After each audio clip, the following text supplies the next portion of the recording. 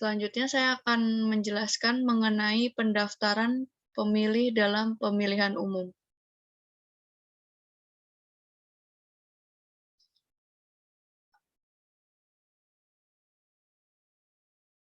Yang pertama itu ada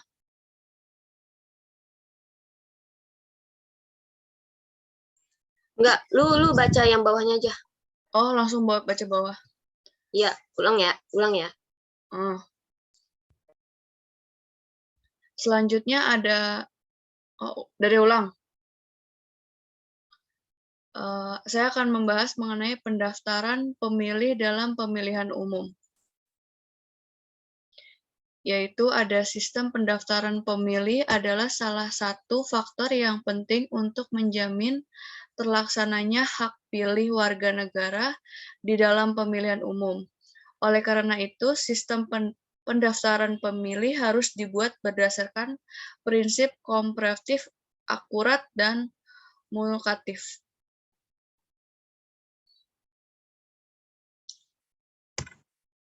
Prinsip komprehensif adalah daftar pemilihan diharapkan memuat semua warga negara Republik Indonesia, baik yang berada di dalam negeri maupun di luar negeri, yang telah memenuhi persyaratan sebagai pemilih agar dapat dimasukkan ke dalam daftar pemilih. Dalam kegiatan pendaftaran dan pemukatiran pemilih tidak dibenarkan tindakan diskriminatif dalam rangka memasukkan atau menghapus nama-nama tertentu dalam daftar pemilihan. Oleh karena alasan itu, sebagai politik, suku, agama, kelas, ataupun alasan apapun, prinsip akurat adalah daftar pemilih yang diharapkan maupun memuat informasi tentang pemilih, meliputi yaitu nama, umur, tanggal lahir, status kawin, bukan anggota TNI atau Kapolri, dan alamat tanpa kesalahan penulis, tidak agenda, dan tidak memuat nama yang tidak berhak. Setelah itu, prinsip mutakhir adalah daftar pemilih disusun berdasarkan informasi mengenai pemilih meliputi yaitu umur 17 tahun pada hari pemufakatan suara, status yang telah pernah kawin, status bekerja, bukan anggota TNI, Polri, alamat pada hari pemungutan suara, dan meninggal.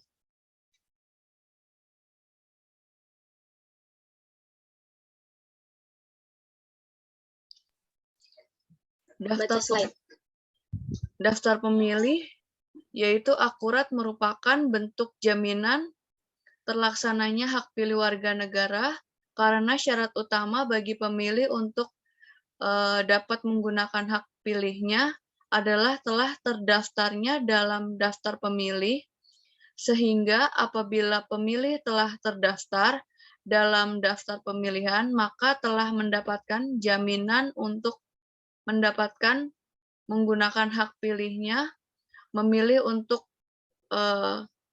sebaliknya, apabila pemilih tidak dapat terdaftar dalam daftar pilih, maka hal ini berpotensi untuk menghilangkan hak pilih seorang warga negara.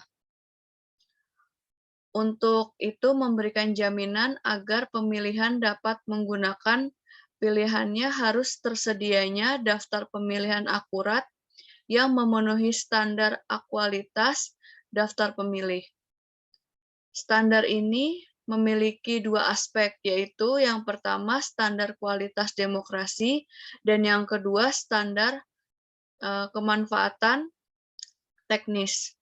Dari aspek standar kualitas demokrasi, daftar pemilih hendaknya memilih tersedianya fasilitas pelaksanaan pemungutan suara.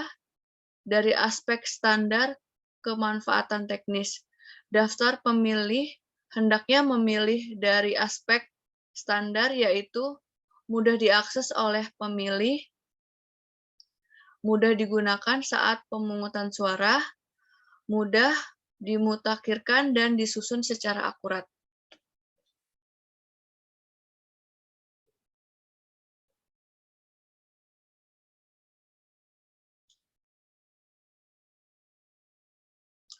Setelah itu ada putusan Mahkamah Konstitusi dalam perkara nomor 102 PUU nomor 7 tahun 2009 tanggal 6 Juli 2009 menentukan bahwa warga negara tidak terdaftar dalam pemilih dapat menggunakan hak pilih dengan menggunakan identitas kependudukan. Yang pertama itu ada kartu tanda penduduk atau KTP, yang kedua itu ada KK atau kartu keluarga, yang ketiga itu ada paspor.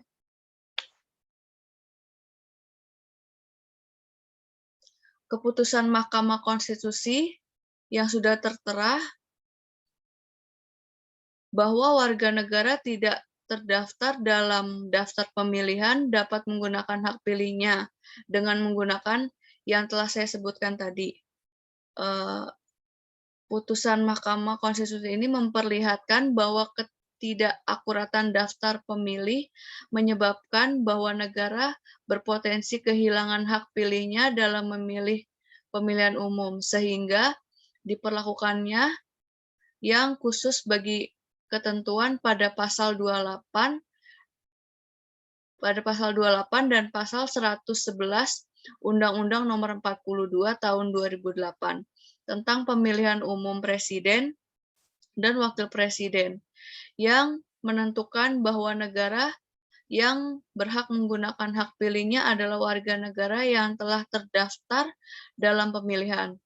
Oleh karena itu, Mahkamah menghilangkan hak pilihnya warga untuk memilih presiden dan wakil presiden dalam memilih umum pada pasal-pasal tersebut dianggap konstitusional bersyarat dan KPU harus mengatur lebih lanjut mengenai warga negara yang tidak terdaftar dalam pemilihan umum dapat menggunakan hak pilihnya dengan menunjukkan identitas kependudukan. Setelah itu, ketentuan dan prosedur administratif bagi seorang warga negara dalam menggunakan hak pilihnya diperlakukannya mencegah terjadinya kekacauan dalam pelaksanaan pemilihan umum. Namun, prosedur tersebut juga tidak boleh menghilangkan hak yang bersifat substitusional, yaitu warga negara untuk memilih pemilih negaranya. Oleh karena itu, Mahkamah Konstitusi menekankan bahwa pemilihan umum merupakan sarana penyaluran hak asasi warga negara yang paling prinsipil, dan pilihan merupakan hak konstitusional bagi warga negara yang dijamin perlindungan dan pelaksanaannya sebagai pewujudan cita-cita demokrasi dan kedaulatan bagi rakyat.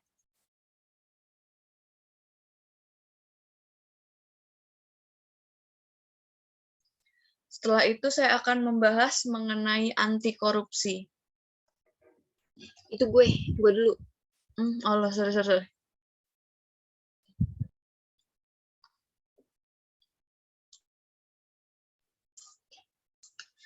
Selanjutnya kita akan lanjutkan dengan pembahasan anti korupsi. Kata korupsi berasal dari bahasa Latin, yaitu ada corruptio atau corruptus.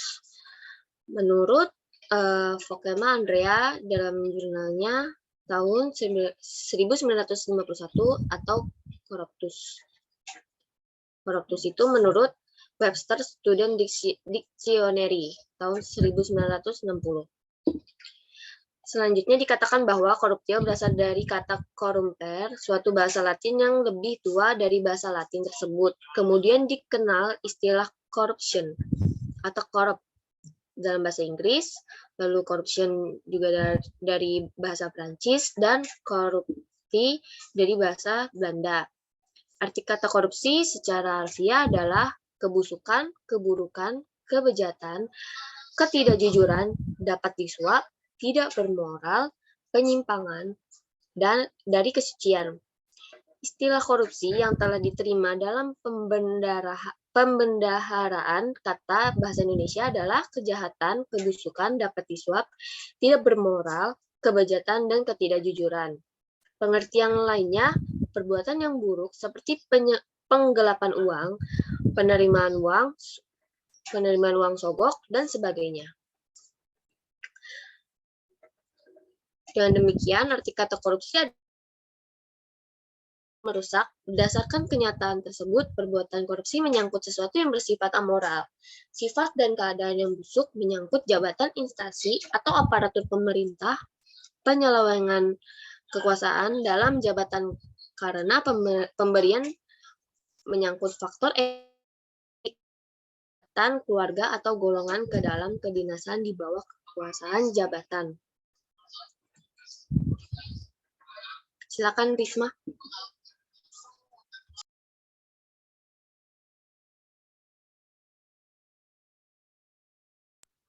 Kamu masih ke-mute, sayang.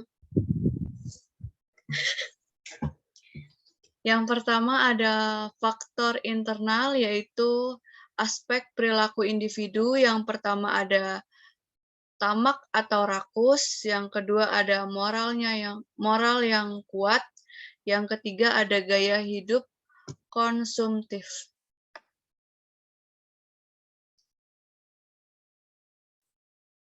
Dengan demikian arti kata langsung ke 13 ya. Langsung ke 13 nggak sih? Ulang ya, ulang. Yang pertama ada internal, yaitu aspek perilaku individu, ada 3. Yang pertama ada tamak atau rakus, yang kedua ada moral yang kurang, yang ketiga ada gaya hidup yang konsumtif. Yang pertama, faktor internal merupakan faktor yang mendorong korupsi dari dalam diri yang terdapat dari ciri-ciri tersebut. Yang pertama ada aspek perilaku individu, yaitu mempunyai sifat yang tamak, rakus, layaknya manusia. Korupsi bukan kejahatan kecil-kecilan, karena mereka membutuhkan makan. Korupsi adalah kejahatan seorang yang profesional dan yang rakus. Sudah berkecukupan, tapi tetap serakah, mempunyai hasrat yang besar untuk memperkaya diri. Unsur ini menyebabkan korupsi pada pelaku semacam itu datang dari dalam diri sendiri, yaitu sifat tamak dan rakus, maka tindakan keras tanpa kompromi, yaitu wajib hukumnya. Yang kedua itu ada moral kurang kuat, yaitu adalah seorang yang moralnya tidak kuat, cenderung mudah tergoda untuk melakukan korupsi. Godaan itu berasal dari atasan, teman, bahkan bawahan, ataupun pihak lainnya yang memberi kesempatan untuk melakukan kegiatan tersebut. Yang ketiga ada kehidupan yang konsumtif, yaitu kehidupan di kota-kota besar yang sering mendorong gaya hidup seseorang untuk berperilaku konsumtif bila tidak diimbangi dengan pendapatan yang memadai akan membuka peluang seseorang untuk melakukan berbagai tindakan untuk memenuhi kejahatannya. Salah satunya kemungkinan tindakan itu adalah dengan korupsi. Setelah itu yang ketiga ada aspek sosial, yaitu perilaku korup dalam terjadinya dorongan keluarga. Kaum Beavoirus mengatakan bahwa lingkungan keluargalah yang secara kuat memberikan dorongan bagi seseorang untuk korupsi dan mengalahkan sikap baik orang yang sudah menjadikan trait pribadinya. Lingkungan dalam hal ini malah memberikan dorongan, bukan memberikan hukuman pada orang lain ketika menyalahgunakan kekuasaannya.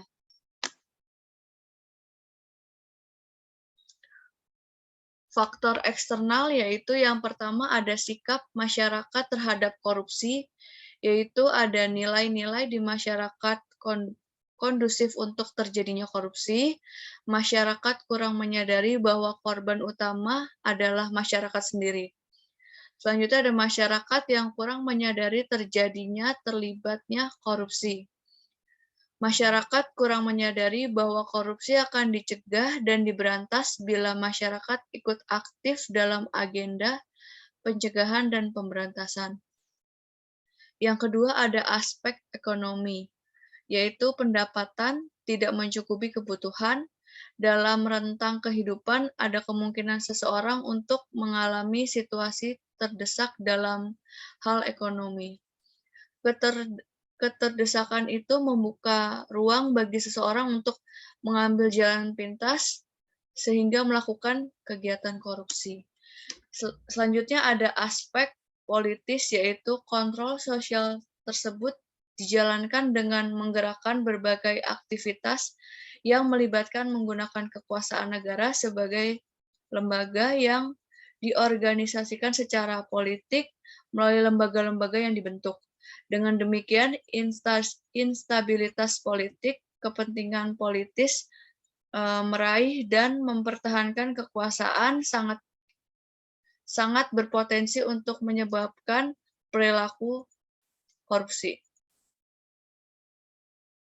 Selanjutnya ada faktor eksternal, yaitu ada aspek organisasi ada 3, yaitu yang pertama adanya kurang sikap keteladanan kepemimpinan, tidak adanya kultur organisasi yang benar atau kurang memadai sistem akuntabilitas. Selanjutnya ada kelemahan sistem pengendalian manajemen, dan yang terakhir ada kelemahan kepengawasan.